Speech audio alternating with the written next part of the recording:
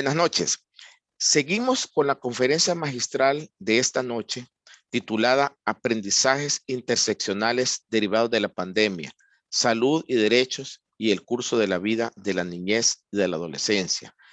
El conferencista es el doctor Raúl Mercer, médico pediatra, miembro del Comité de Pediatría Social de ALAPE. Raúl Mercer es médico pediatra y cuenta con un máster en epidemiología en la Universidad de Madison, Wisconsin.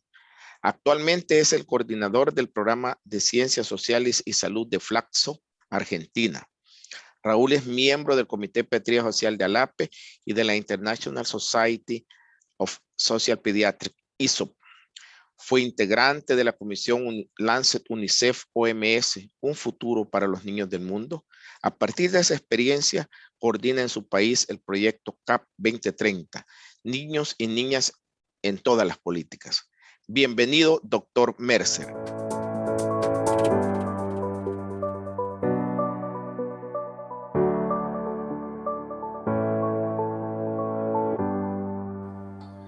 En primer lugar, deseo dar un cordial saludo a la comunidad pediátrica que participa de este importante evento y daremos comienzo a la presentación compartiendo algunas particularidades que atienden al actual momento. En primer lugar, deseo agradecer especialmente a la figura de los doctores Osvaldo Revelo y a la doctora Estela Marigil por su generosidad y por el apoyo permanente e incondicional a las actividades conjuntas del Comité de Pediatría Social de ALAPE y de la Sociedad Internacional de Pediatría Social, ISOP. Y en este sentido, deseo también hacer un reconocimiento muy especial para todos los equipos de salud, para quienes hoy están, para quienes ya partieron, para quienes aún siguen luchando en cada uno de sus ámbitos laborales, familiares y sociales, fundamentalmente a los chicos, chicas y adolescentes de la región de América Latina. Este reconocimiento es a ellos y a ellas, dadas las graves consecuencias que la actual situación está acarreando sobre su salud y calidad de vida. Y si bien las conferencias tienen una estructura dada, quiero escaparme de este formalismo y preguntarles cómo están. Me interesa preguntarles cómo están, atendiendo que no es una pregunta habitual al inicio de una conferencia, pero saber de nuestro estado de ánimo, de nuestra disposición, de la posibilidad de generar o construir horizontes prospectivos, atendiendo a que la actual pandemia ha afectado cada uno de los órdenes de nuestras vidas personales y profesionales. O sea que van con estas palabras mi deseo para que nos encontremos dispuestos a sortear cada uno de los desafíos que nos depara este momento tan particular de esta historia contemporánea de la cual somos testigos y también partícipes. Y en este sentido, otra pregunta que les quiero compartir es ¿en dónde están? Y esta cuestión no tiene que ver con el espacio geográfico, sino con la necesidad de recrear simbólicamente cada uno de nuestros espacios de vida. Y este es uno de ellos, el evento de ALAPE,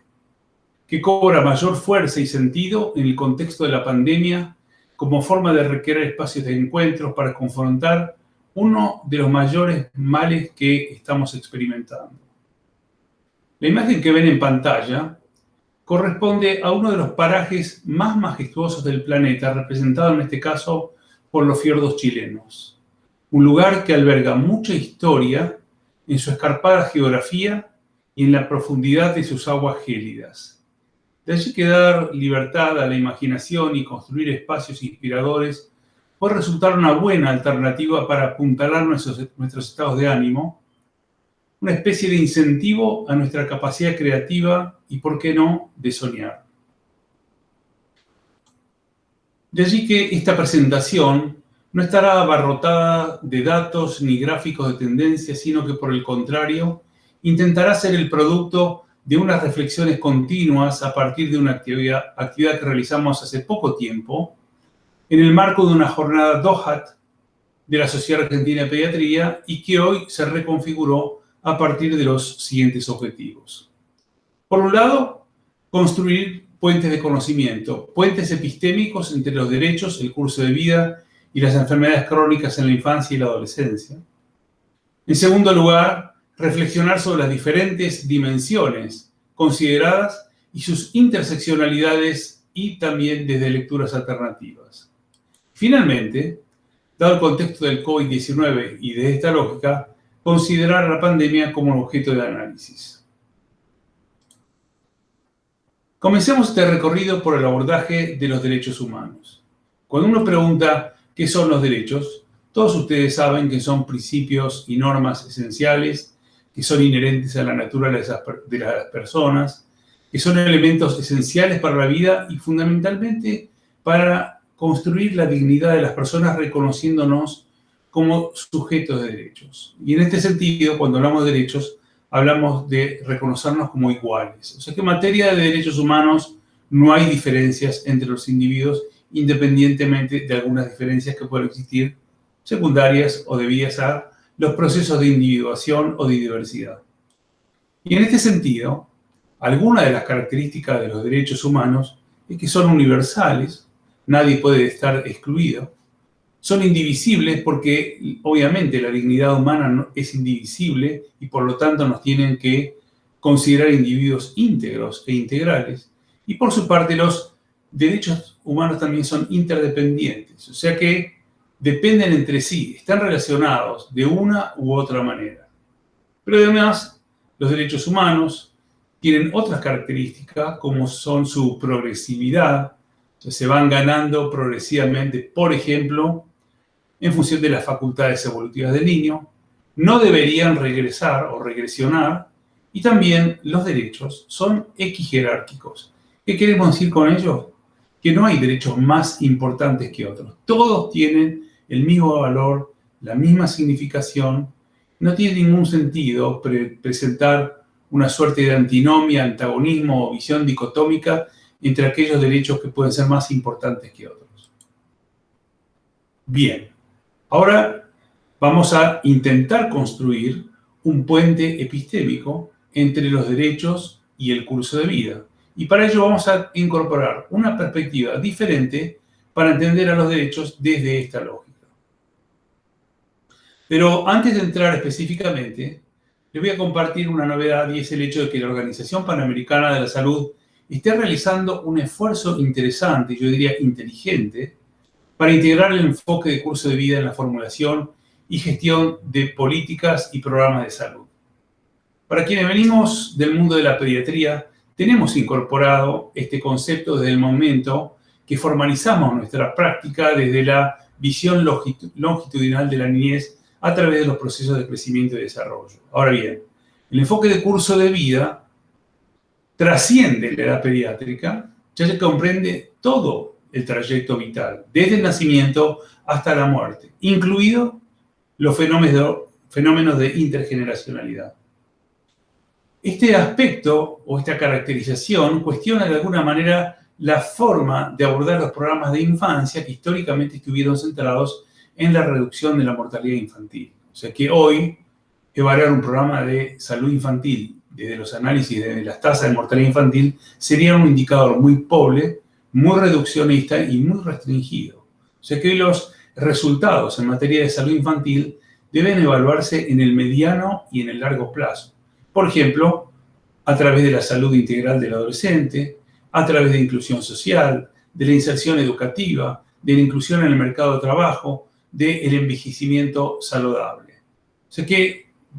esto de alguna manera nos ayuda a expandir nuestra visión de la salud como un proceso de construcción que se da en el día a día y a lo largo del trayecto vital. De allí que los invito y las invito a leer este documento que está en línea, está en varios idiomas, y también sirve este momento para hacer un reconocimiento a los doctores Enrique Vega y Carolina Holmes de OPS en Washington, que ha liderado todo este proyecto, además de muchos otros autores reconocidos. Esto implica también un tránsito conceptual, en donde la salud ha dejado de ser un estado, y esto, la visión de la salud de la OMS de 1948, ya está perimida y tomando algunas de las definiciones más actuales, como es la del Sistema de Salud de Inglaterra, considera la salud como una experiencia y como un continuo, como algo que se va modelando o construyendo o evolucionando o reconfigurando en el día a día. Y este es un cambio fundamental. Ahora bien, si uno se pregunta sobre cuáles son los argumentos que inducen a incorporar esta perspectiva de enfoque de curso de vida, bueno, ya hemos visto que hay un argumento conceptual en donde la salud hoy ya ha dejado de ser un estado, del abordaje de la salud en donde no existe una sola lente para entender la salud, sino que hay muchas lentes que coexisten y que todas, de alguna manera, nos ayudan a construir este caleidoscopio complejo o constructo que se conoce como salud. También nos ayuda a repensar las lógicas institucionales que, como ustedes saben, en el ámbito sanitario o en los ministerios de salud no están organizados o diagramados o planificados desde una lógica de curso de vida. Y esto es válido para las lógicas programáticas, para las lógicas sectoriales y, ¿por qué no?, para las lógicas políticas, en donde el curso de vida de las políticas públicas va a contrapelo de los cursos de vida de las acciones programáticas. Y esto también induce a repensar los modelos de planificación y los modelos de evaluación que, como dije anteriormente, deben ser pensados o elaborados de una manera prospectiva. Ahora bien, así como existe un fenómeno de interdependencia de los derechos de carácter transversal, o sea, los derechos reconocidos en un grupo poblacional a una edad determinada, lo que les estoy proponiendo ahora es que también entendamos que existe un abordaje longitudinal o una interdependencia longitudinal de los derechos a lo largo del curso de vida. Las mujeres tienen sus derechos, los recién nacidos, lactantes, preescolares, escolares, adolescentes, tienen sus derechos, también la población adulta y la población adulta mayor. La población con discapacidad, de las personas con discapacidad, también tiene sus derechos. Ahora bien, estos derechos se van construyendo de manera interdependiente a lo largo del curso de vida, generando una interdependencia por cada estrato de edad de manera longitudinal. O sea que al concepto tradicional de interdependencia transversal incorporamos uno novedoso, que es el de interdependencia longitudinal de los derechos. Dicho en otras palabras, garantizar y respetar un derecho en un momento de la vida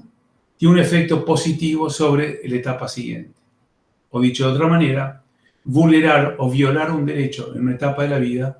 también tendrá consecuencias negativas sobre las etapas subsiguientes. Y esto se ve con cierta frecuencia en los programas de salud sexual y reproductiva, en donde la llegada a un embarazo producto de una situación de abuso o violación no solamente afecta a la salud y los derechos de la futura madre, sino también de sus futuros hijos o hijas. El enfoque de curso de vida permite además reconocer las inequidades tempranamente y de esta manera poder atacarlas en forma temprana, por ejemplo, a través de la promoción de desarrollo infantil temprano con un enfoque de derechos. O sea, existen países en la región en donde el abordaje de la política pública está centrada para todos los chicos y chicas que nacen en un país, tratando de garantizar la posibilidad de desarrollo infantil temprano en función de la máxima expresión del potencial biológico de desarrollo. Lo que ven ustedes aquí es un intento de ver cómo acercar la perspectiva de salud en todas las políticas en la promoción del desarrollo infantil temprano como manera de atacar tempranamente las inequidades. Del mismo modo, el mayor conocimiento científico induce a reconocer a la biología humana y particularmente la epigenética como una expresión de las condiciones de vida y del modo sobre el cual los derechos son garantizados para todos los individuos sin ningún tipo de exclusión. O sea que lo que estamos diciendo es que nuestras biologías son expresión de la forma sobre cómo vivimos, cómo nos relacionamos, cómo nos alimentamos, en definitiva, cómo nos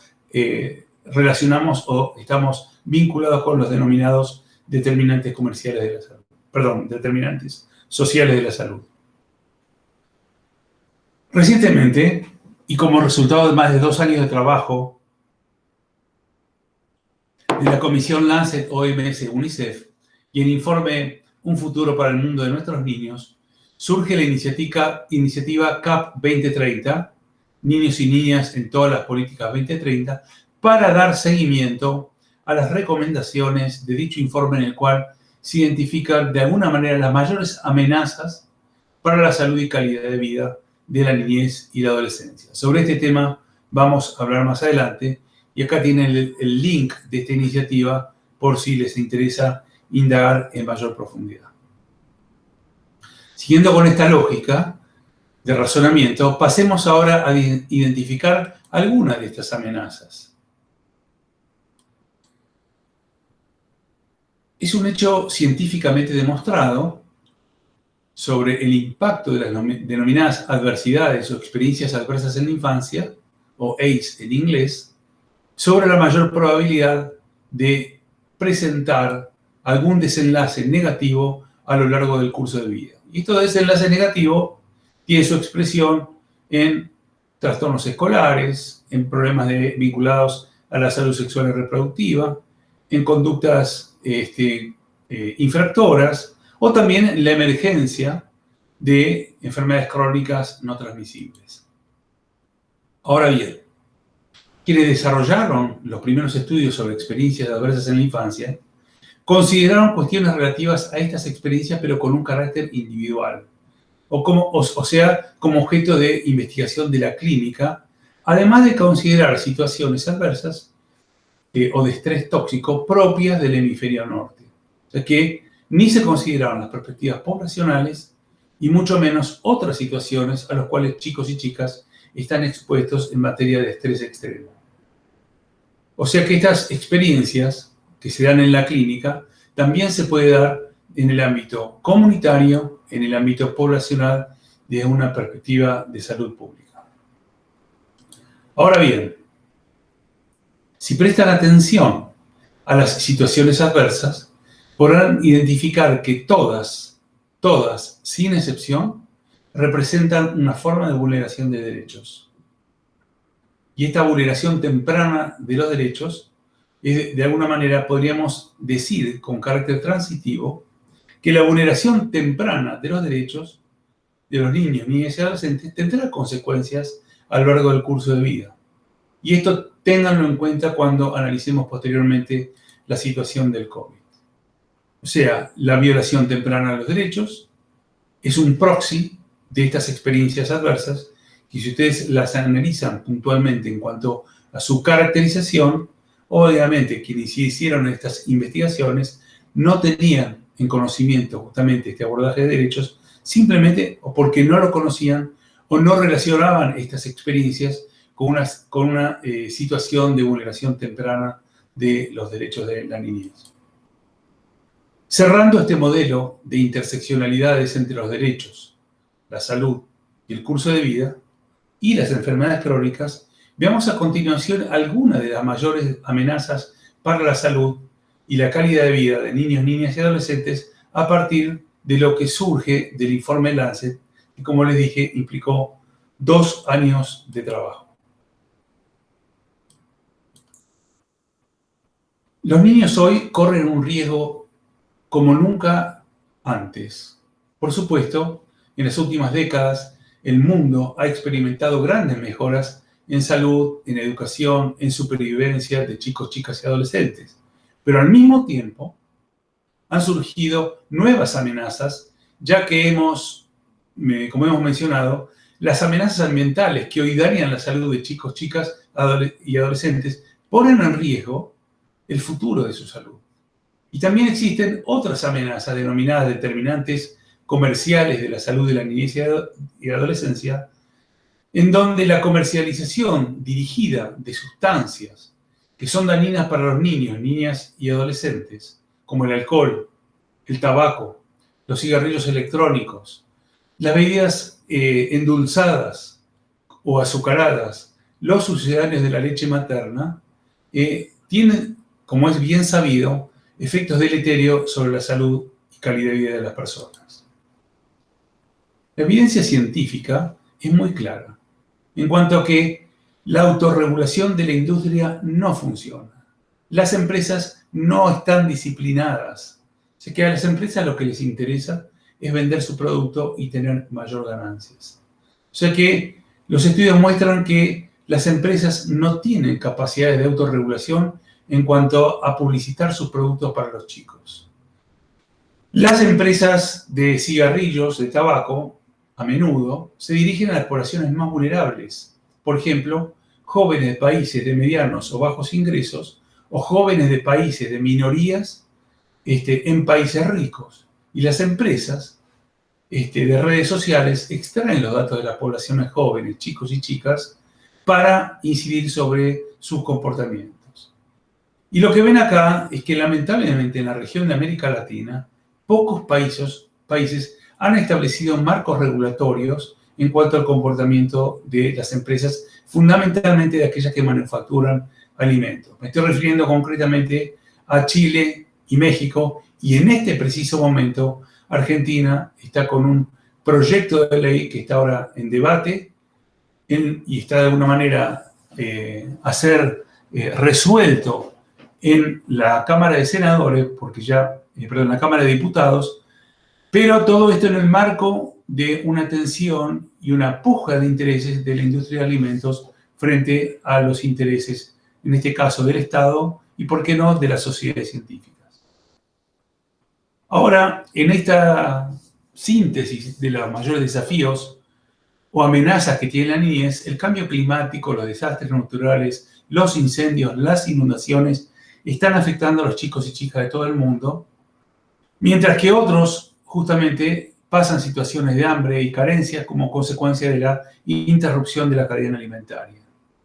Y a esto se le suman las consecuencias deleterias de la producción de emisiones de carbono que contaminan el ambiente y que obviamente van agravando más el contexto de ambiente a escala global.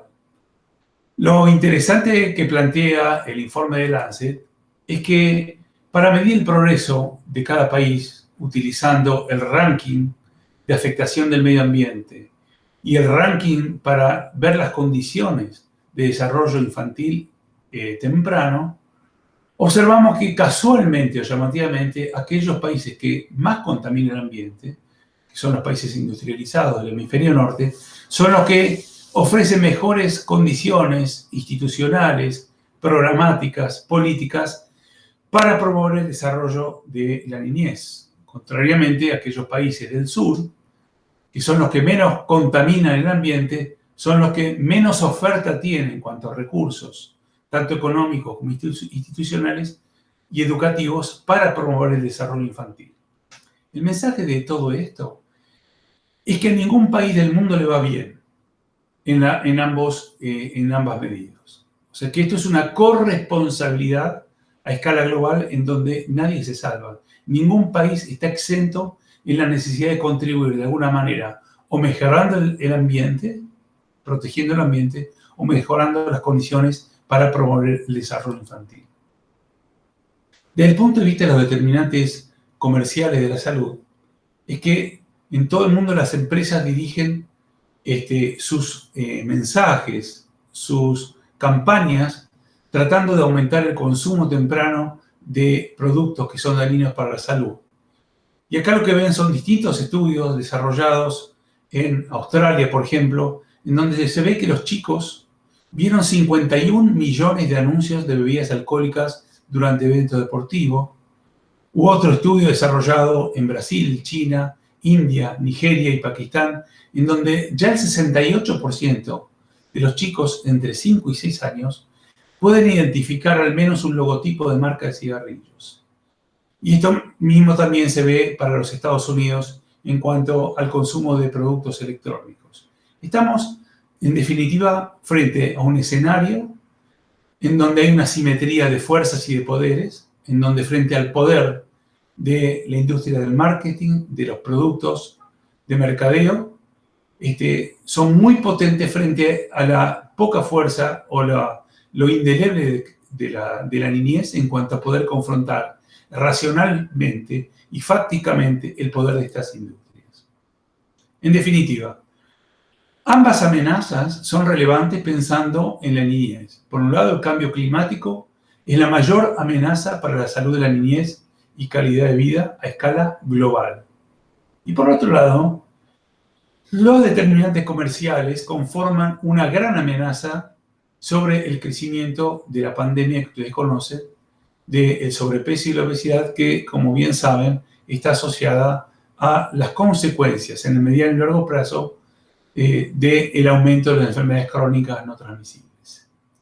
Y estas preocupaciones que surgen de la evidencia científica y que surgen de estudios de distintas sociedades que trabajan en temáticas ambientales y en temáticas vinculadas con el mercadeo de alimentos, también ha atravesado la preocupación de distintas organizaciones. O sea que el entorno digital incluye también empresas que financieramente, de alguna manera, penetran sobre los datos confidenciales de la niñez, utilizando algoritmos complejos y manipulando de alguna manera sus comportamientos e induciendo la compra o el consumo de productos que son dañinos para la salud. Hacía referencia recién a que instituciones como el Comité de Derechos del Niño,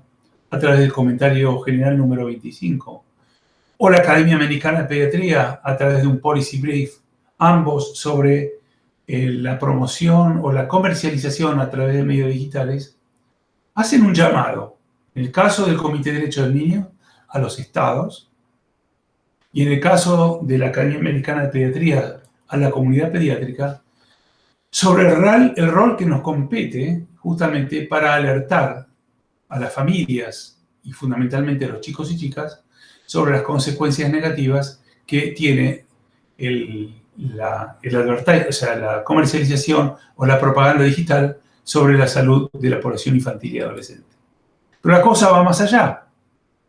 porque también UNICEF ha tomado esta temática como un eje de sus políticas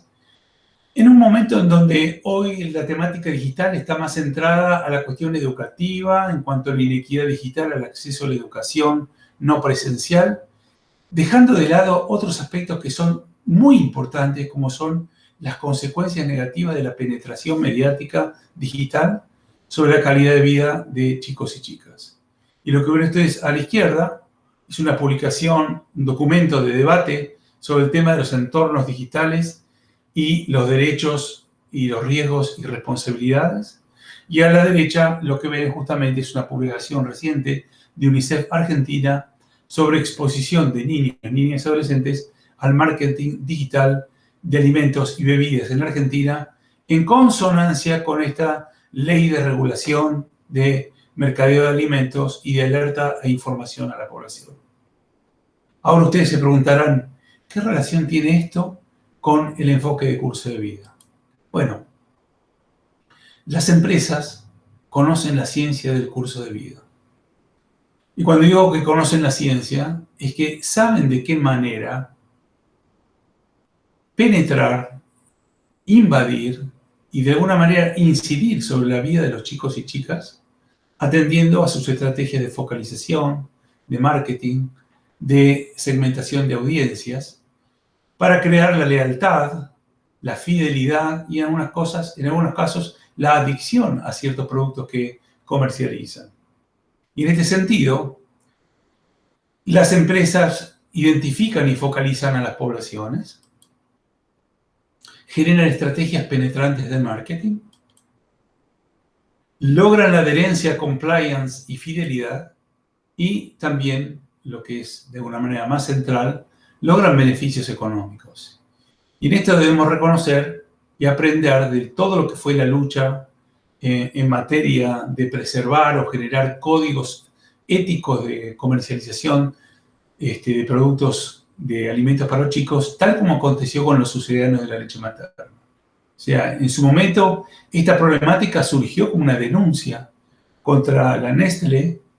acusándola justamente de ser responsable de la muerte de muchos chicos y chicas, fundamentalmente en el continente de África. El juicio se perdió, pero como consecuencia de ello, la OMS pudo, de alguna manera, sacar este Código Internacional de Comercialización de Sucedáneos de la Leche Materna, que establece reglas, regulaciones, pautas, criterios éticos sobre hasta dónde puede avanzar una empresa y hasta dónde no. Esto mismo debemos pensarlo para otros productos u otros comportamientos. De hecho, en materia de tabaco, en nuestra región, en América Latina, un país de avanzada es Uruguay, justamente a partir de lo que fue el seguimiento del convenio marco de la OMS en cuanto a la regulación del consumo de tabaco. Pero hay mucho para hacer, incluso además de productos que se consumen, a partir de comportamientos que, inducidos tempranamente, generan consecuencias negativas sobre, por ejemplo, la salud mental, tal como acontece a partir de la inducción de juegos de azar en etapas tempranas de la vida. Para ir finalizando con esta etapa, con esta presentación, y dentro del marco analítico propuesto, ahora veremos cómo el COVID atraviesa cada una de las dimensiones previamente abordadas en cuanto a la relación con los derechos, con el mercadeo de productos comerciales, con las distintas intersectorialidades. Y en esto también hay literatura y han aparecido artículos que tratan de relacionar diferentes lecturas más allá del efecto patogénico del virus sobre el huésped. Así que vamos a hacer algunas caracterizaciones diferenciales y reconocer que en el marco de la pandemia están los infectados y están los afectados. Y estas dos subpoblaciones, que obviamente pueden entrecruzarse, puede haber personas infectadas y afectadas, se dan situaciones particulares que surgen o de la afectación directa del virus o de la afectación de las consecuencias indirectas de la pandemia, como vamos a ver más adelante, particularmente de la población de niños, niñas y adolescentes en respuesta a la medida de confinamiento. De allí que al inicio de la pandemia escribí un artículo que hoy, releyéndolo casi 2 años después, denominaba esto como una pandemia o un pandemonio, atendiendo que estábamos entrando frente a un caos impredecible, del cual, en lo personal, no era consciente de lo que iba a acontecer y creo que los hechos me dieron la razón en materia de cómo el mundo se fue desmantelando desde distintas lógicas. Y ahí nos encontramos con una caracterización diferencial de la pandemia, entendiendo lo que es la visión tradicional en cuanto al impacto variable del virus en función de los grupos de edad, según el estado inmunológico, según la existencia o no de comorbilidades, según las variantes de virus que hoy por hoy aparecen, yo diría, periódicamente, de la cobertura de inmunización, del cumplimiento o no de las recomendaciones. Pero dentro de las caracterizaciones existe otra, que es la sindemia, en donde lo que observamos es una verdadera hecatombe sindémica que va más allá del efecto directo del COVID, que tiene que ver con la asociación de la pandemia COVID con otro tipo de patologías generadas como consecuencia del COVID, o también conocida como efectos indirectos o consecuencias asociadas a los determinantes sociales y contextuales de la salud, o de las medidas que se toman justamente para mitigar o contener el impacto de la pandemia. Y para entender lo que es la sindemia, les recomiendo una publicación y otra que apareció casualmente, que se llama Atrapados, y que es el último informe de desarrollo humano para América Latina, que habla de la alta desigualdad y el bajo crecimiento de América Latina y el Caribe. O sea que América Latina y el Caribe se encuentran en una trampa de desarrollo. O sea que a pesar de la década de progreso, mucho del cual podría desaparecer con la pandemia del COVID-19, hay dos características de la región que se han mantenido prácticamente inalteradas: la alta desigualdad y el bajo crecimiento. Y estos dos factores están cercanamente relacionados de alguna manera en lo que se conoce como la creación de la trampa de la que la región no ha podido escapar. O sea que si bien hay otros factores que subyacen a la trampa de alta desigualdad y bajo crecimiento de la región, el informe que le invito para que lo lean hace referencia a 3 aspectos que son críticos en la región. Por un lado, la concentración de poder. En segundo lugar, la violencia en todas sus formas, política, criminal y social, Y finalmente, los diseños de los sistemas de protección social y los marcos regulatorios de los mercados laborales que introducen distorsiones en la economía. Las percepciones de desigualdad y justicia también juegan un rol importante porque contribuyen de alguna manera a moldear las posturas políticas de las personas frente a las medidas diferentes en materia de política y pueden ser cruciales para responder o respaldar reformas deseables. Y me llamó la atención encontrar un libro de cuentos que llamativamente tiene el mismo nombre y que hace referencia a Atrapados pero con una visión de la infancia. Y siento que los chicos y chicas en este contexto están en una trampa, de la cual los adultos no hemos tomado conciencia y que para mí, como pediatra social, son de alguna manera la población más afectada y que de alguna manera va a tener mayores consecuencias en su futuro inmediato y en el largo plazo. De ahí que el contexto en la región nos muestra un escenario muy preocupante que va de la mano de esta trampa a la que hicimos referencia hoy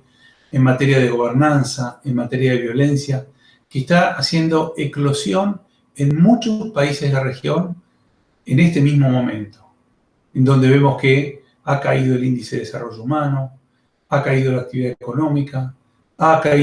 se han retraído los mercados y también esto implicó un aumento de la pobreza con mayor afectación de la población infantil. Sin dejar de reconocer el impacto del lockdown educativo, en donde alrededor de entre 1.500 y 1.800 millones de chicos no han tenido acceso al sistema educativo y de ellos una proporción han quedado desvinculados de la conectividad. Y todo esto, en el caso particular de la niñez, con caída de servicios esenciales, con aumento de la prevalencia de inseguridad alimentaria y también con una caída del empleo en donde por cada 1% de la caída del empleo aumenta 2% la prevalencia de enfermedades crónicas. Y también esta pandemia ha generado distintos fenómenos de disrupción a escala familiar, a escala social, expresándose con nuevas morbilidades, nuevas patologías en donde la violencia intrafamiliar, la violencia de género, la violencia doméstica son uno de los aspectos, yo diría, más visibles. O sea que en esta síntesis lo que ustedes ven es la caracterización de esta trampa de inequidad con estos tres aspectos centrales en cuanto a ver de qué manera la capacidad de gobernanza de los países incide en la calidad del contexto, de cómo atravesar la pandemia en uno u otro país de América Latina hace la diferencia.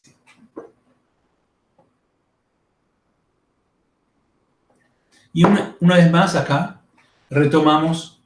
en los aspectos de gobernanza la capacidad de regular los patrones de consumo de alimentos y ver en qué medida esta situación de consumo de alimentos que generalmente son de bajo costo, que son hipercalóricos, que son ricos en sodio y en grasas saturadas, además de los cambios en los patrones de conducta, en donde el confinamiento, la restricción de la posibilidad de acceder a espacios de juego y espacios públicos, induce negativamente sobre la salud de la población infantil. Dicho en otras palabras, el efecto de la sindemia se traduce en la generación de todo un universo de chicos y chicas con patologías crónicas, en este caso obesidad y sobrepeso, que va a tener sus derivaciones negativas a lo largo de todo el curso de vida. Estamos asistiendo a un mundo de delivery en donde esto forma parte de este contexto, de esta parafernalia que nos ofrece la pandemia como expresión de restricción del movimiento y de la libertad de las poblaciones. Pero también quiero agregar otra lectura diferencial,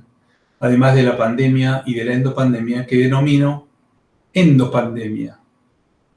Y quiero caracterizar con esta lectura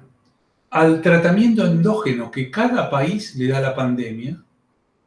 a las estrategias propias de comunicación que toma cada país, sea o no vinculada a la infodemia, a la politización de la pandemia, a los mecanismos logísticos a la equidad distributiva, a la priorización y la esencialidad que cada país define y entiende como qué es lo que es esencial, a la corrupción, a los sistemas de vigilancia y a las medidas de mitigación. Una vez más, lo que estoy planteando es, por un lado, la pandemia es la misma, es el mismo agente con sus variantes. La sindemia, de alguna manera, está respondiendo al impacto sobre los mercados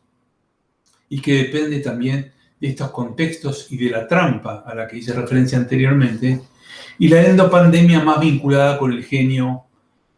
político en cuanto a la política pública y el contexto de cada país, y por qué no también al comportamiento de la sociedad en respuesta a lo que está aconteciendo en cada una de nuestras vidas. De allí que si analizamos la evolución de la pandemia en cuanto a sus ondas, y no estoy hablando de las ondas en cuanto a las mutaciones, sino a los tiempos a través de los cuales las ondas del COVID van afectando, veremos que algunas son más de carácter inmediata, que pueden tardar días o semanas, a través del efecto directo del virus. Otras que son de mediano tiempo, que incide de alguna manera sobre el acceso a recursos básicos para la atención, en nuestro caso la atención materna y neonatal. La tercera que tiene que ver con la interrupción en los cuidados de patologías crónicas o también de las personas o chicos y chicas con discapacidad. Y otra que es el gran interrogante, o sea, es ¿qué va a pasar a futuro? Cuando digo futuro, lo estoy planteando desde una perspectiva de curso de vida, o sea, con un criterio de décadas y, ¿por qué no?, con un criterio de intergeneracionalidad. De allí que cuando hablamos de curso de vida y COVID, tenemos que imaginarnos cohortes de población que conviven en un momento histórico, en el mismo momento histórico, y que van atravesando distintas situaciones de acuerdo a los grupos etarios o a las cohortes a las cuales nos hagamos referencia. Y en ese sentido, vemos que el comportamiento de las cohortes de población en respuesta al COVID depende de si se trata de poblaciones jóvenes o poblaciones adultas o adultas mayores, de acuerdo al proceso de desarrollo inmune o de lo que se conoce como fenómeno de inmunescencia o envejecimiento inmunológico. También depende de los riesgos del COVID en cuanto a las exposiciones previas a lo largo de la vida.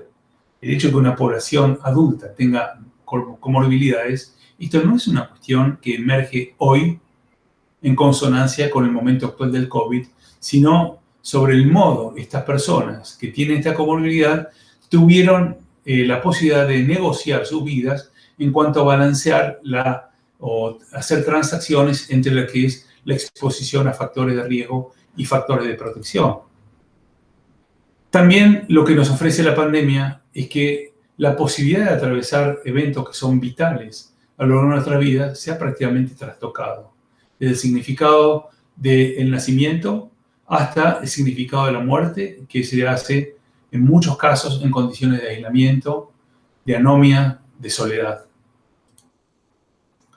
Pero también, y esto es digno de reconocerlo, la pandemia ha generado un fenómeno de disrupción social entre los distintos grupos del colectivo de una sociedad, en el ámbito familiar, en cuanto a distanciar los distintos grupos y a romper los lazos vinculares con las consecuencias lógicas sobre la salud física y mental. Y en este caso, los chicos, chicas y adolescentes no están exentos a estos riesgos. Del mismo modo,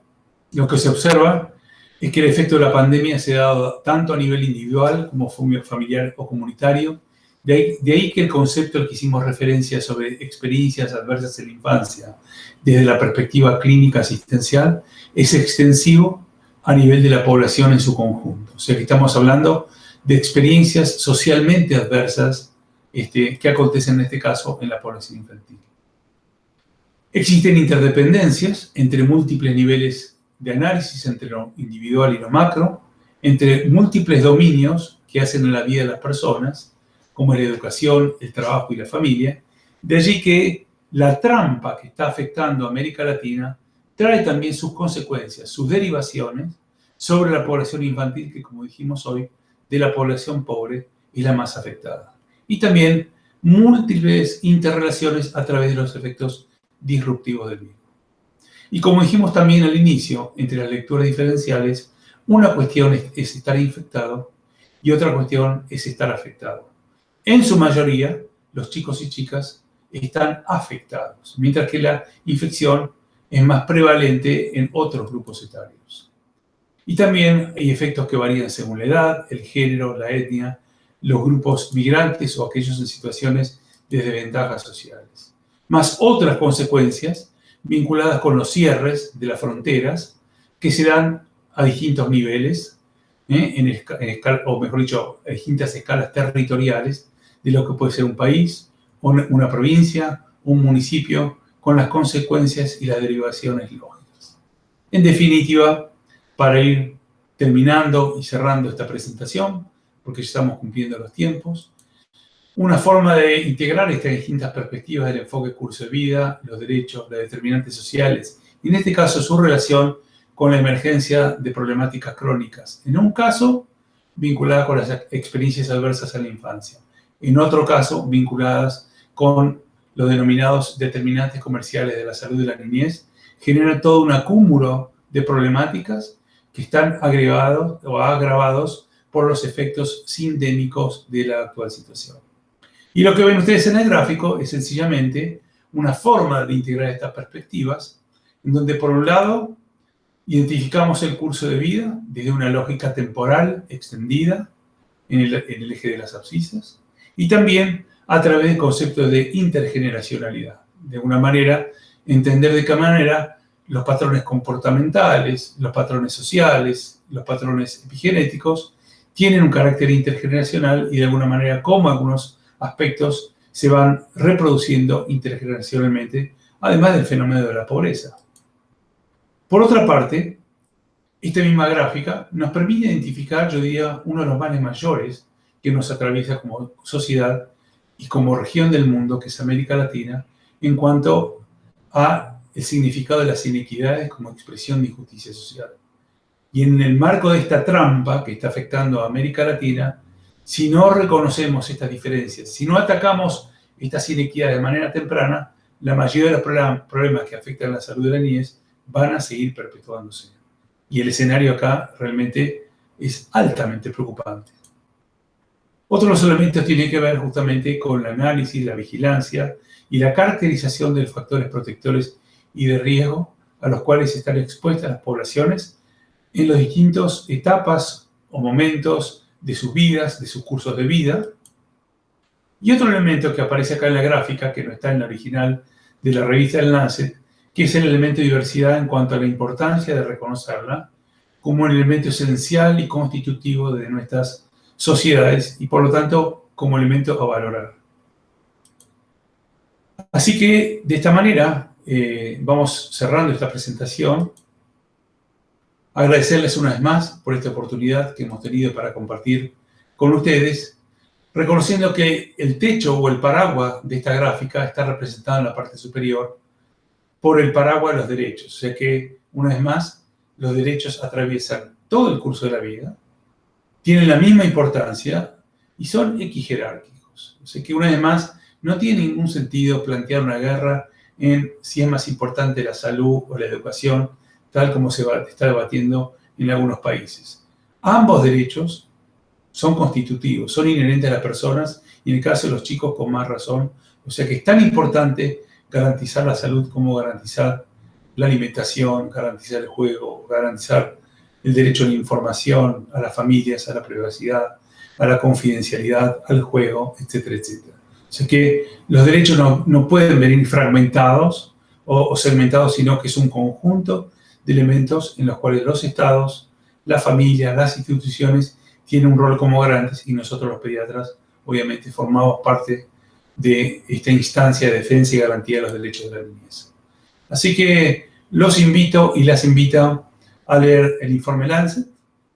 que está en español, además de otros 5 idiomas, para adentrarse un poco más en los contenidos de este trabajo que creemos que es una contribución importante a entender los mayores desafíos para la salud y la niñez y la adolescencia en el planeta. Un saludo cordial y que se encuentren muy bien.